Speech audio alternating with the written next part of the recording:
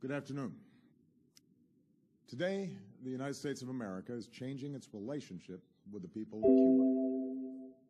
In the most significant changes in our policy in more than 50 years, we will end an outdated approach that for decades has failed to advance our interests, and instead, we will begin to normalize relations between our two countries.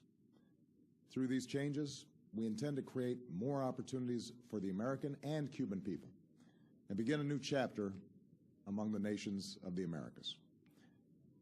There's a complicated history between the United States and Cuba. I was born in 1961, just over 2 years after Fidel Castro took power in Cuba, and just a few months after the Bay of Pigs invasion, which tried to overthrow his regime. Over the next several decades, the relationship between our countries played out against the backdrop of the Cold War and America's steadfast opposition to communism. We're separated by just over 90 miles, but year after year, an ideological and economic barrier hardened between our two countries. Meanwhile, the Cuban exile community in the United States made enormous contributions to our country in politics and business, culture, and sports. Like immigrants before, Cubans helped remake America, even as they felt a painful yearning for the land and families they left behind. All of this bound America and Cuba in a unique relationship, at once family and foe.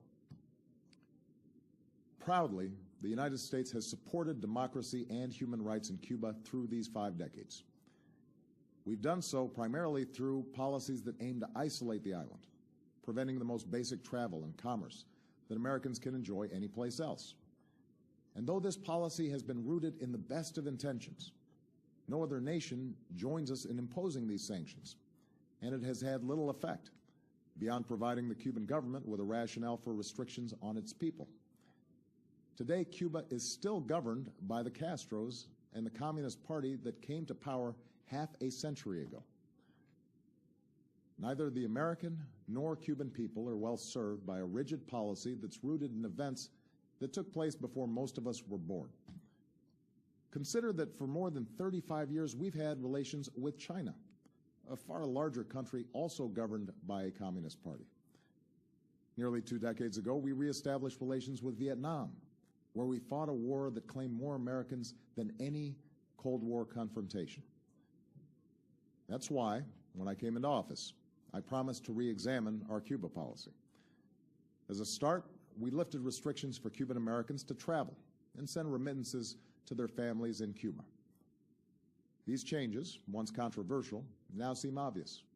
Cuban Americans have been reunited with their families and are the best possible ambassadors for our values.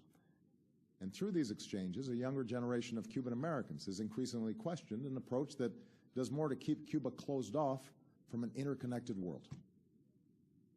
While I've been prepared to take additional steps for some time, a major obstacle stood in our way: the wrongful imprisonment in Cuba of a U.S. citizen and USAID subcontractor, Alan Gross, for 5 years. Over many months, my administration has held discussions with the Cuban government about Alan's case and other aspects of our relationship. His Holiness Pope Francis issued a personal appeal to me and to Cuba's President, Raul Castro, urging us to resolve Alan's case and to address Cuba's interest in the release of 3 Cuban agents who've been jailed in the United States for over 15 years. Today, Alan returned home, reunited with his family at long last. Alan was released by the Cuban government on humanitarian grounds. Separately, in exchange for the 3 Cuban agents, Cuba today released one of the most important intelligence agents that the United States has ever had in Cuba, and who has been imprisoned for nearly 2 decades. This man, whose sacrifice has been known to only a few, provided America with the information that allowed us to arrest the network of Cuban agents that included the men transferred to Cuba today, as well as other spies in the United States. This man is now safely on our shores. Having recovered these 2 men who sacrificed for our country, I'm now taking steps to place the interests of the people of both countries at the heart of our policy. First, I've instructed Secretary Kerry to immediately begin discussions with Cuba to reestablish diplomatic relations that have been severed since January of 1961. Going forward, the United States will reestablish an embassy in Havana, and high-ranking officials will visit Cuba. Where we can advance shared interests, we will, on issues like health, migration, counterterrorism, drug trafficking, and disaster response. Indeed, we've seen the benefits of cooperation between our countries before. It was a Cuban, Carlos Finlay, who discovered that mosquitoes carry yellow fever. His work helped Walter Reed fight it. Cuba has sent hundreds of healthcare workers to Africa to fight Ebola, and I believe American and Cuban healthcare workers should work side by side to stop the spread of this deadly disease. Now, where we disagree, we will raise those differences directly, as we will continue to do on issues related to democracy and human rights in Cuba. But I believe that we can do more to support the Cuban people and promote our values through engagement. After all, these 50 years have shown that isolation has not worked. It's time for a new approach. Second, I've instructed Secretary Kerry to review Cuba's designation as a state sponsor of terrorism. This review will be guided by the facts and the law. Terrorism has changed in the last several decades. At a time when we are focused on threats from al-Qaeda to ISIL, a nation that meets our conditions and renounces the use of terrorism should not face this sanction. Third, we are taking steps to increase travel, commerce, and the flow of information to and from Cuba. This is fundamentally about freedom and openness, and also expresses my belief in the power of people-to-people engagement. With the changes I'm announcing today, it will be easier for Americans to travel to Cuba, and Americans will be able to use American credit and debit cards on the island. Nobody represents America's values better than the American people, and I believe this contact will ultimately do more to empower the Cuban people. I also believe that more resources should be able to reach the Cuban people, so we're significantly increasing the amount of money that can be sent to Cuba and removing limits on remittances that support humanitarian projects, the Cuban people, and the emerging Cuban private sector. I believe that American businesses should not be put at a disadvantage, and that increased commerce is good for Americans and for Cubans. So we will facilitate authorized transactions between the United States and Cuba. U.S. financial institutions will be allowed to open accounts at Cuban financial institutions, and it will be easier for U.S. exporters to sell goods in Cuba. I believe in the free flow of information. Unfortunately, our sanctions on Cuba have denied Cubans access to technology that has empowered individuals around the globe. So I've authorized increased telecommunications connections between the United States and Cuba. Businesses will be able to sell goods that enable Cubans to communicate with the United States and other countries. These are the steps that I can take as president to change this policy. The embargo that's been imposed for decades is now codified in legislation. As these changes unfold, I look forward to engaging Congress in an honest and serious debate about lifting the embargo. Yesterday, I spoke with Raul Castro to finalize Alan Gross's release and the exchange of prisoners, and to describe how we will move forward. I made clear my strong belief that Cuban society is constrained by restrictions on its citizens. In addition to the return of Alan Gross and the release of our intelligence agent, we welcome Cuba's decision to release a substantial number of prisoners whose cases were directly raised with the Cuban government by my team. We welcome Cuba's decision to provide more access to the Internet for its citizens and to continue increasing engagement with international institutions like the United Nations and the International Committee of the Red Cross that promote universal values. But I'm under no illusion about the continued barriers to freedom that remain for ordinary Cubans. The United States believes that no Cuban should face harassment or arrest or beatings simply because they're exercising a universal right to have their voices heard.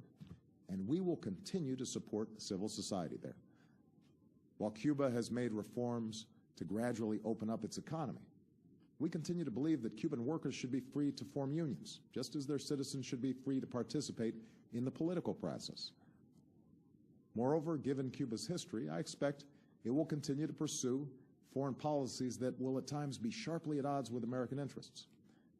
I do not expect the changes I'm announcing today to bring about a transformation of Cuban society overnight, but I am convinced that through a policy of engagement, we can more effectively stand up for our values and help the Cuban people help themselves as they move into the 21st century. To those who oppose the steps I'm announcing today, let me say that I respect your passion and share your commitment to liberty and democracy. The question is how we uphold that commitment. I do not believe we can keep doing the same thing for over 5 decades and expect a different result. Moreover, it does not serve America's interests or the Cuban people to try to push Cuba towards collapse. Even if that worked, and it hasn't for 50 years, we know from hard-earned experience that countries are more likely to enjoy lasting transformation if their people are not subjected to chaos. We are calling on Cuba to unleash the potential of 11 million Cubans by ending unnecessary restrictions on their political, social, and economic activities. In that spirit, we should not allow U.S. sanctions to add to the burden of Cuban citizens that we seek to help. To the Cuban people, America extends a hand of friendship. Some of you have looked to us as a source of hope, and we will continue to shine a light of freedom. Others have seen us as a former colonizer, intent on controlling your future. Jose Marti once said, "Liberty is the right of every man to be honest." Today, I'm being honest with you. We can never erase the history between us, but we believe that you should be empowered to live with dignity and self-determination. Cubans have a saying about daily life. No es fácil. It's not easy. Today, the United States wants to be a partner in making the lives of ordinary Cubans a little bit easier, more free, more prosperous. To those who have supported these measures, I thank you for being partners in our efforts. In particular, I want to thank His Holiness Pope Francis, whose moral example shows us the importance of pursuing the world as it should be, rather than simply settling for the world as it is.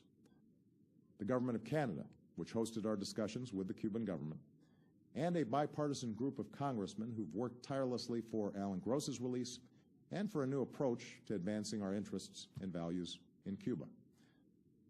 Finally, our shift in policy towards Cuba comes at a moment of renewed leadership in the Americas. This April, we are prepared to have Cuba join the other nations of the hemisphere at the Summit of the Americas. But we will insist that civil society join us, so that citizens, not just leaders, are shaping our future. And I call on all my fellow leaders to give meaning to the commitment to democracy and human rights at the heart of the Inter-American Charter.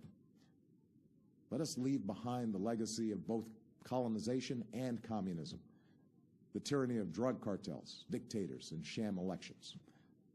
A future of greater peace, security, and democratic development is possible if we work together, not to maintain power, not to secure vested interests, but instead to advance the dreams of our citizens.